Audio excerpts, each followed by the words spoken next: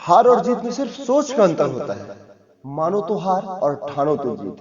तकलीफें समस्याएं नहीं अवसर लाती हैं। तो इसी नोट के साथ आप सभी का स्वागत है दोस्तों आपके अपने इस YouTube channel motivation by Sandeep Dubey में। ये कहानी एक ऐसे व्यक्ति की है जिनका बचपन बहुत संघर्ष में रहता है। ये एक सामान्य गरीब परिवार से थे, क्योंकि तब इनके पिताजी जो गवर्नमेंट शिक्षक थे प्राथमिक शाला में, उनका वेतन बहुत कम रहता है। माँ हाउस वाइफ रहती है और इनके अलावा 2 भाई रहता है।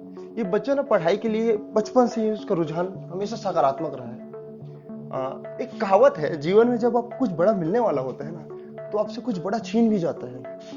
तो इनके साथ भी एक ऐसा घटना घटता है। जब ये 8 साल के रहते हैं, इनके पिताजी का देहांत हो जाता है।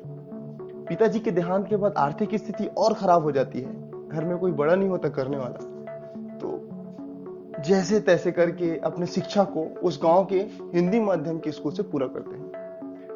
क्योंकि उस गांव में सिर्फ एक स्कूल रहता है गवर्नमेंट, और वहां सिर्फ एक शिक्षक रहते हैं ना, तो वो एक शिक्षक सब सब्जेक्ट पढ़ाता है। जैसे हिंदी, गणित, विज्ञान, सब सब्जेक्ट वो एक ही शिक्षक पढ़ाते हैं। खैर, उनका भी आशीर्वाद रहा होगा। तो ये संघर्ष के साथ आगे बढ़ते हैं। उनके साथ एक घटना घटती है। वो बताते हैं कि जब वो अपने माँ के साथ पेंशन के लिए शहर जाते हैं, क्योंकि पेंशन आसानी से नहीं मिलता था और आय का मुख्य स्रोत यही था। तो जैसे अपने माँ के साथ शहर जाते हैं, तो उनका नजर एक व्यक्ति में पड़ता है जो एक बहुत ही प्रोफेशनल व्यक्ति होते हैं, जिनको देख के सब इज्जत करते हैं। उनके बात वो जो बोले वो सत्य है, मतलब वो उनके बात को हर कोई मानता है। तो अपनी माँ से पूछता है कि माँ, ये जो अंकल जी हैं वो कौन है? उनकी माँ बोलती है कि बेटा, ये जो है इस शहर के मुख्य मतलब जिलाधीश हैं, कलेक्टर हैं। तब उनके मन में एक चीज आता है कि नहीं, अगर जीवन में कुछ करना है ना, तो ये करना है और ये बन के दिखाना है। संघर्ष का दौर यहाँ से प्रारंभ होता है। जैसे तैसे करके अपना 12वीं की पढ़ाई हिंदी माध्यम से पूरा करते हैं। अब वो शहर जाते हैं अपना स्नातक की पढ़ाई के लिए। अच्छा, शहर गए।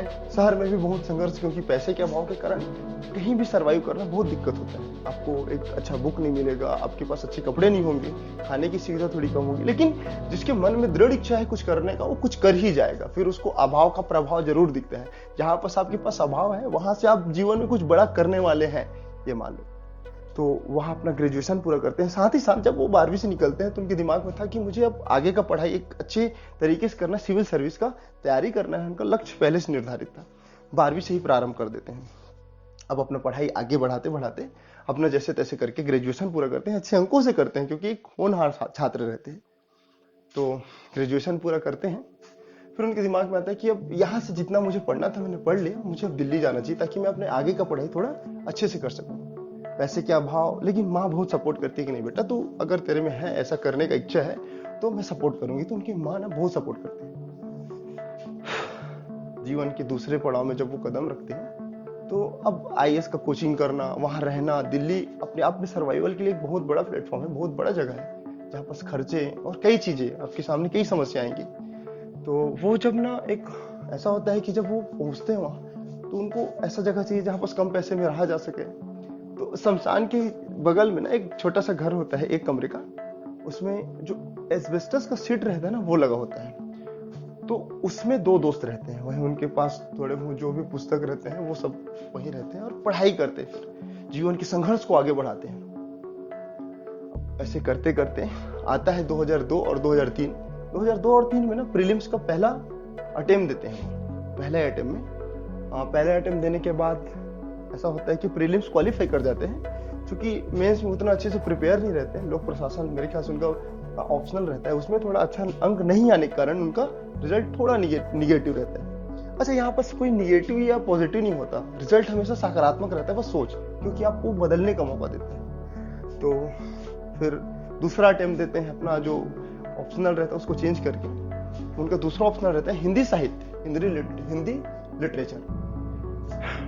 प्री दिलाते हैं फिर से 2004 3-4 में, दूसरे ही साल प्री दिलाते हैं। उनको लगता है कि क्वालिफाई नहीं होगा, जैसे तैसे करके उनका क्वालिफाई भी रहता है। भगवान की कृपा, अगर आपको कुछ देने वाले होते हैं तो कुछ बड़ा छीनते हैं। ये तो बहुत ही एक कॉमन बात है, और कॉमन नहीं, ये जीवन का बड़ा संघर्ष में से एक संघर्ष है। क्वालिफाई करते हैं। क्वालिफाई करने के बाद फिर मेंस दिलाते हैं। अच्छे अंकों से मेंस को भी क्वालिफाई करते हैं। अब फाइनली इंटरव्यू का पारी आता है, तो उनसे एक उनका जो मास जितना उनका नंबर रहता है, जितना प्राप्त किए रहते हैं, जितना सभी सब्जेक्ट में मेंस में, तो वो सबको समझ आ जाता है कि भविष्य का कुछ बहुत बड़ा अधिकारी होने वाला है। तो ऐसी बातों बातों में ना वो मैडम जो होती है जो इंटरव्यू लेने वाले रहती है, उसे क्वेश्चन करती है कि अच्छा एक बात बताइए, अगर आपका पोस्टिंग एज अ कलेक्टर आपके ही राज्य में कर दे तो क्योंकि जैसे जिस व्यक्ति के बारे में बता रहा हूं, बहुत हंसमुख रहते हैं, बहुत हंसमुख, जीवन को हंसते हंसते, अपने संघर्षों को, अपने तकलीफों को सिर्फ हंसते हंसते आगे बढ़ते हैं उसके साथ। बोलते नहीं मैडम, ऐसा थोड़ी ना होगा कि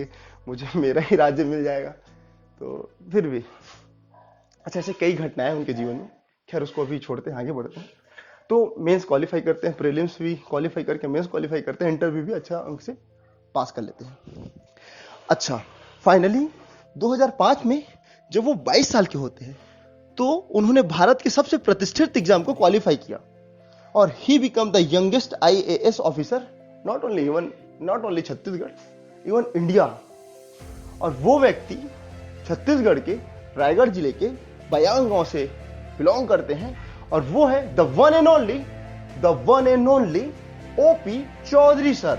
ओपी चौधरी सर, हाँ दोस्तों, ये कहानी हमारे माननीय ओपी चौधरी जी, जो उनका पहला पोस्टिंग 2005 में मेरे ख्याल से कोरबा में होता है, फिर साथ में जांजगीर में CEO और 2007 में ही रायपुर में SDO के पद में होता है। लेकिन जब वो अपना ट्रेनिंग पीरियड से जब आगे आते हैं तो बोलते हैं मुझे दंतेवाड़ा पोस्टिंग चाहिए, मैं दंतेवाड़ा में एज अ कलेक्टर जाना चाहूँगा और वादा करता हूँ मैं कभी भी ट्रांसफर के लिए नहीं बोलूँगा।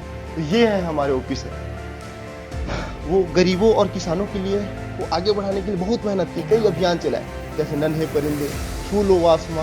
रायपुर में एक मेरे ख्याल से नालंदा लाइब्रेरी है, उनका भी वो, उसमें भी उनका योगदान रहा। और इवन जो आवासीय स्कूल होता है, जो आदिवासी क्षेत्र में बच्चों को पढ़ने के लिए, बच्चों को कुछ सीखने के लिए, इवन IIT या JEE या कोई भी कंपटीशन एग्जाम क्वालिफाई करने के लिए जो कॉन्सेप्ट आया था 2011 में मेरे ख्याल से, तो वो भी उनसे संबंधित है, उनका ही देन है, ऐसा बोल सकते हैं। उनके जीवन का एक छोटा सा मोटो मैं आप सभी के साथ शेयर करूंगा। जीवन परिवर्तनशील है, हर रास्ते में नए चुनौतियां आएंगी, मिलेंगी आपको। अगर आप उन चुनौतियों को हंस के और हिम्मत से सामना करें तो सफलता आपके द्वार है। तो इसी नोट के साथ मैं इस पूरे सीरीज को, इस पूरे कहानी को मैं यहाँ पर अंत करता हूँ और मिलता हूँ एक नए मोराल के साथ, नए स्टोरी के साथ। थैंक यू सर, और आप सभी को फिर से रिक्वेस्ट है कि बिल्कुल शेयर करें और आगे बढ़ें, अपनी लाइफ में हिम्मत से आगे बढ़ें।